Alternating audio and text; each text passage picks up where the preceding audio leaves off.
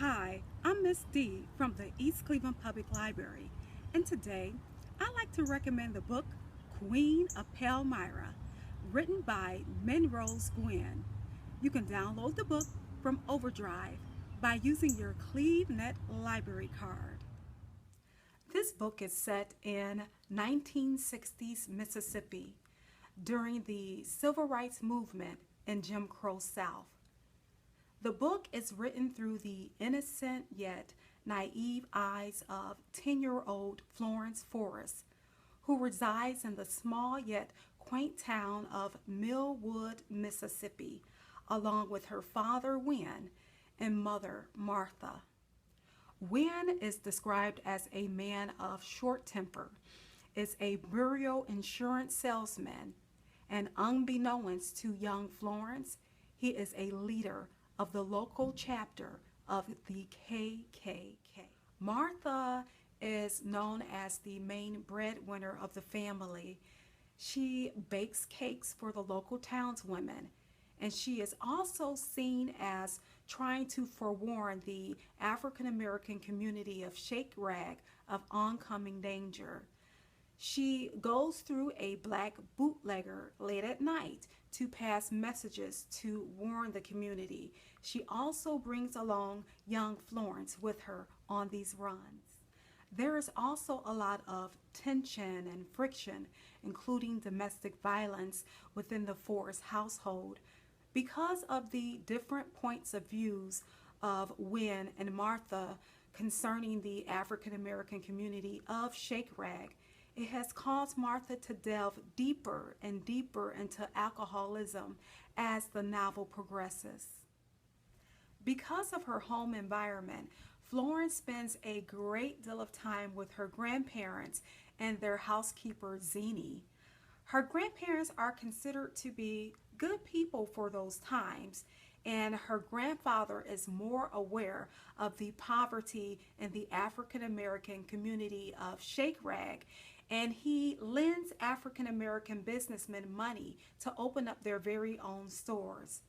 Her grandmother, Mimi, is known as a lover of hats, and she is often trying to gift her housekeeper Zini with her hand-me-downs. And Zini is always uninterested in her choice of fashion. Zini is named after the legendary Queen of Palmyra, and she is very strong in character like her. Florence tends to find friendship in Zini, and together they visit the small town of Shake Rag quite often. Florence also assists Zini with her household chores such as sewing and other small oddities. Things start to take a twist when Zini's niece Eva arrives in town. Eva becomes the academic mentor to Florence and a personal friend as well. She attends Tougaloo University. She's a member of the NAACP, and also she stirs a lot of trouble when she too decides to sell burial insurance to the local townspeople of Shake Rag. In the eyes of Florence's father's Win, he sees Eva as the African American competition in an economic system that is primarily dominated by whites. And of course, a conflict ensues. When young Eva is brutally attacked, the eyes of Florence begins to gradually open, and she sees with fine clarity the truth of the town in which she lives. One of the things that I loved about this book, even though it dealt with heavy themes, is that it made me realize that some stories in life are uneasy, but they are a part of our history.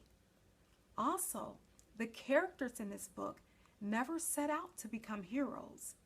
Due to life hardships, they chose to rise to the occasion.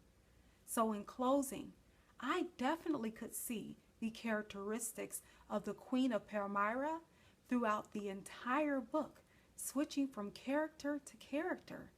And if I had to narrow it down to two, I would choose both Zini and Eva because they definitely carried the Queen's presence.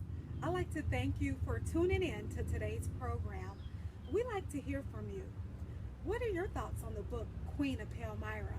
Please let us know in the comments below. Until next time, enjoy your day.